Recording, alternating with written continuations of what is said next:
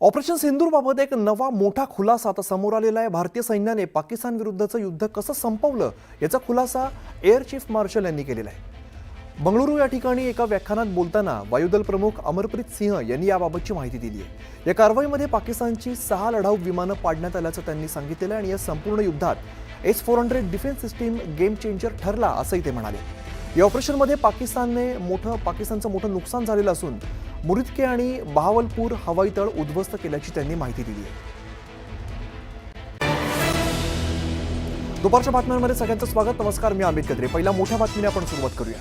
नागपूरमध्ये शरद पवारांनी एक मोठा गौप्यस्फोट केलेला आहे। महाराष्ट्र विधानसभा निवडणुकीआधी 2 माणसं मला भेटायला आली आणि 2 माणसं मला विधानसभेच्या 288 जागांपैकी 160 जागा निवडून आणण्याची गॅरंटी देत होते। 160 जागांवरती ते मतांची फेरफार करण्याबाबत मला सांगत होते, असा गौप्यस्फोट त्यांनी केला। त्यांच्या या बॉम्बने आता मतचोरीच्या आरोपांचं गांभीर्य वाढवल्याची चर्चा सुरू झाली आहे। ही माणसं येऊन मला 160 जागा निवडून आणण्याची गॅरंटी देत होते, पण त्यावेळेला निवडणूक आयोग या संस्थेविषयी माझ्या मनात कोणताही संशय नव्हता। राजकारणामध्ये असे लोक भेटत असतात, त्यामुळे त्यावेळेला मी त्या लोकांकडे दुर्लक्ष केलं। हे झाल्यानंतर त्या लोकांची राहुल गांधी यांची भेट झाली, पण त्यावेळेला राहुल गांधी आणि माझं मत काही करणं योग्य झालं नाही। हा आपला रस्ता नाही। आपण लोकांकडे जाऊन आणि त्यांचे आशीर्वाद मिळवू असा निर्णय आम्ही घेतला, असं शरद पवारांनी सांगितलंय। आता शरद पवार आणि राहुल गांधी यांना भेटणाऱ्या त्या 2 व्यक्ती नेमक्या कोण याची जोरदार चर्चा सुरू झाली आणि या दोन्ही पवारांना आणि राहुल गांधींना नेमकी काय ऑफर दिली, ही माणसं कोण होती, त्यांचा निवडणूक आयोग अथवा मतदान प्रक्रियेशी काय संबंध होता का, असे आणि अनेक प्रश्न या निमित्ताने उपस्थित होत आहेत।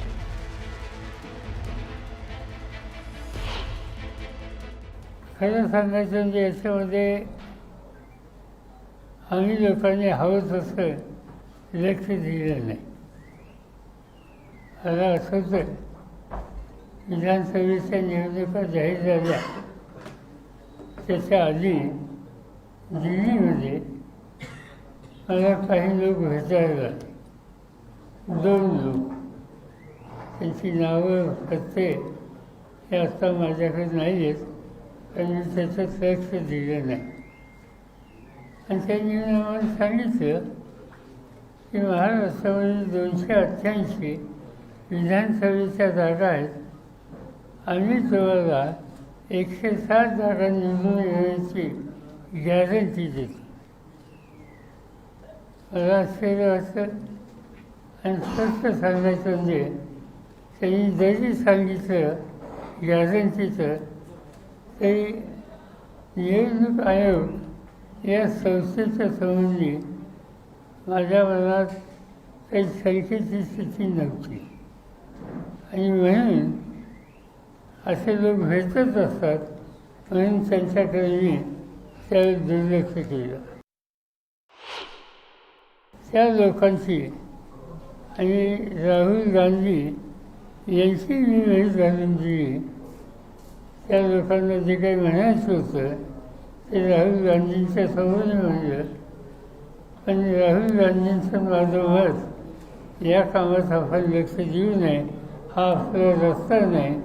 आपण लोकांच्याकडे जाऊ आणि लोकांचा पाठिंबा मिळेल कसा होईल हा निर्णय आम्ही घेतला आणि त्याकडे दुर्लक्ष।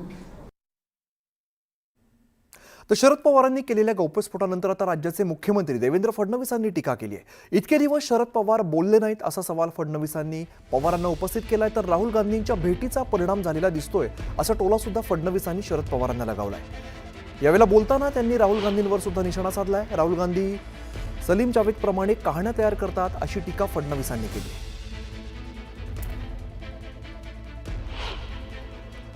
इतक्या दिवसानंतर पवार साहेबांना राहुल गांधींना भेटल्यावरच ह्याची आठवण का आली? इतके दिवस ते बोलले नाहीत आणि आज अचानक बोलले। राहुल गांधी ज्याप्रमाणे सलीम जावेदच्या कहाण्या तयार करून त्यांच्या स्क्रिप्टवर त्या ठिकाणी रोज नवीन कपोलकल्पित कहाण्या सांगतायत, तशा प्रकारची अवस्था पवारसाहेबांची तर झाली नाही ना। आणि आता अचानक मला असं वाटतं की अशा प्रकारे जे काही पवारसाहेब बोलले आहेत, राहुल गांधींच्या भेटीचा परिणाम दिसतोय। दरम्यान मुख्यमंत्र्यांनी सगळ्या लाडक्या बहिणींना रक्षाबंधनाच्या शुभेच्छा दिल्यात आणि लाडक्या बहिणींमुळे सत्तेत आलो असं मुख्यमंत्री म्हणतात। राखीचा धागा बहिणीच्या प्रेमाचं प्रतीक आहे। लवकरच लाडक्या बहिणींचा निधी वाढवणार असं सुद्धा मुख्यमंत्री देवेंद्र फडणवीसांनी सांगितलंय।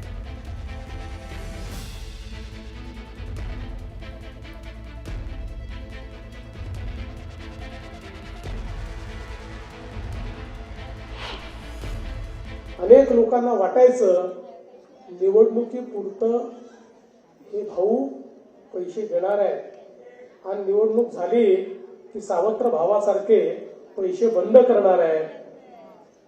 पण हे सगळं जे विरोधकांनी या ठिकाणी एक वावटळ तयार केलं होतं ते बाजूला झालं आणि आपण निवडणुकीनंतरही ही योजना सुरू ठेवली। पुढचे 5 वर्ष योजना राहणार आहे आणि एवढंच नाही तर योग्य वेळी या योजनेच्या निधीमध्ये वाढ देखील आम्ही करणार आहोत।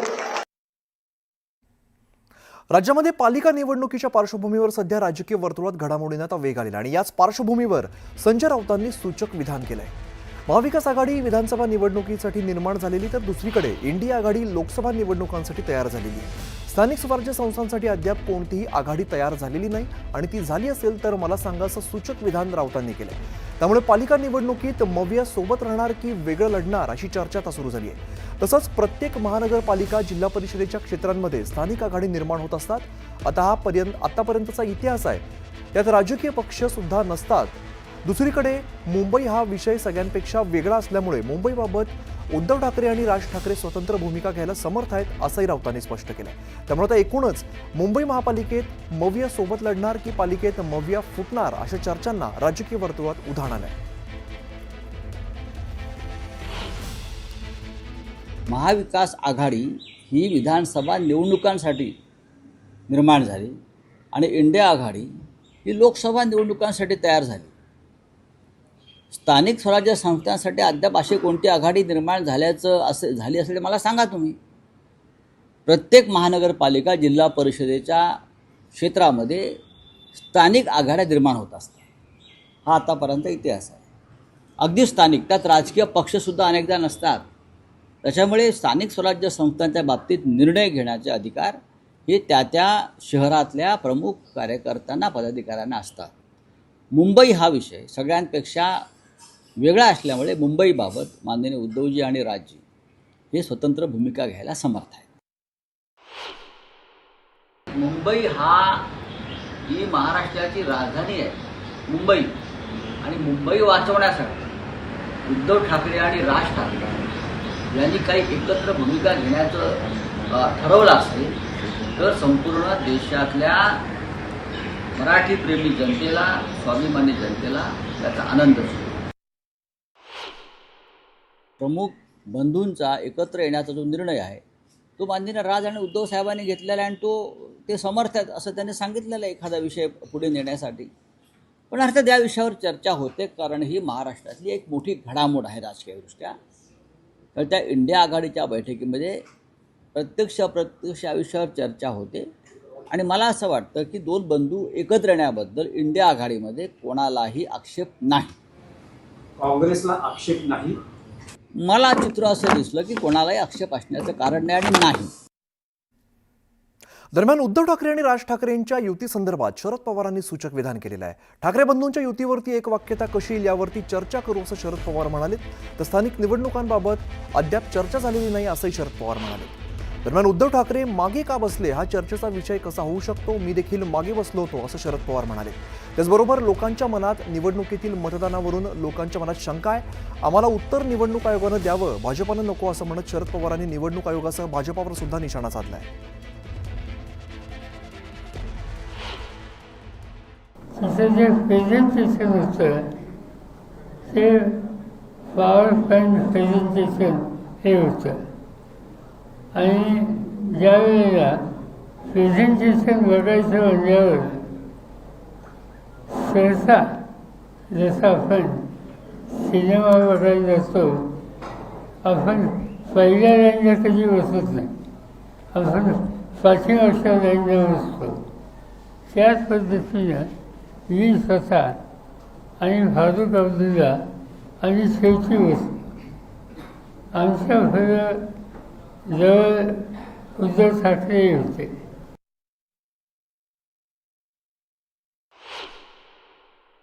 आक्षेप कुणाबद्दल आहे? आक्षेप मुख्यमंत्र्यांच्याबद्दल कोणी घेतला?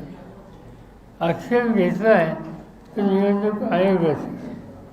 निवडणूक आयोगाच्या संबंधी आक्षेप घेतल्याच्या नंतर भारतीय जनता पार्टी किंवा मुख्यमंत्री यांनी आपली मतं मांडायला पुढे याची कारणं काय मला समजू शकत नाही. आम्हाला उत्तर हवं आहे ते निवडणूक आयोगाकडनं हवं आहे, दुसरं कोणाकडून नाही. नगरपालिका, जिल्हा परिषद, महानगरपालिका यांच्या निवडणुकीची आम्ही लोकांनी बसून अद्याप चर्चा केलेली नाही.